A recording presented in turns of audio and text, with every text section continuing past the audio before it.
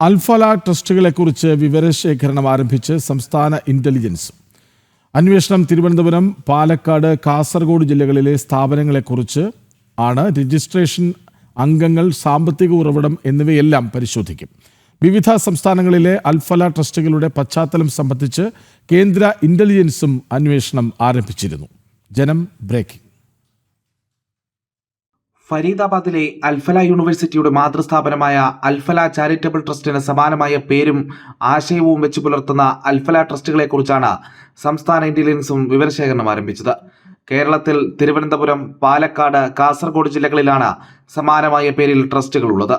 ഈ സ്ഥാപനങ്ങളുടെ രജിസ്ട്രേഷൻ, അംഗങ്ങൾ, സാമ്പത്തിക ഉറവിടം എന്നിവയെല്ലാം പരിശോധിക്കപ്പെടും.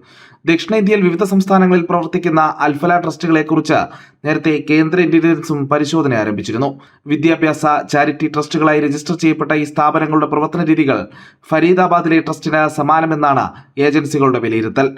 അൽഫല ട്രസ്റ്റുകളുമായി ബന്ധമുള്ള നിരവധി മദ്രസകളും സ്കൂളുകളും വിവിധ സംസ്ഥാനങ്ങളിലുണ്ടെന്നും IBയുടെ പ്രാഥമിക പരിശോധനയിൽ വ്യക്തമായിട്ടുണ്ട്. ഈ സ്ഥാപനങ്ങൾക്ക് ഫരീദാബാദിലെ വിവാദ ട്രസ്റ്റുമായി എന്തെങ്കിലും ബന്ധമുണ്ടോ എന്നതാണ് അന്വേഷിക്കപ്പെടുന്നത്. ഫരീദാബാദിലെ അൽഫല യൂണിവേഴ്സിറ്റി കേന്ദ്രീകരിച്ചാണ് വൈറ്റ് കോട്ട് ഭീകരർ ഡൽഹി സ്ഫോടനം ആസൂത്രണം ചെയ്തത്. യൂണിവേഴ്സിറ്റിയുടെ മാതൃസ്ഥാപനവുമായി ബന്ധപ്പെട്ട അന്വേഷണം കേരളമടക്കമുള്ള ദക്ഷിണേന്ത്യൻ സംസ്ഥാനങ്ങളിലേക്ക് വ്യാപിക്കുന്നത് ആശങ്ക വർദ്ധിപ്പിക്കുന്നുമുണ്ട്. പ്രജിത് മോഹനൻ, ജനം, തിരുവനന്തപുരം.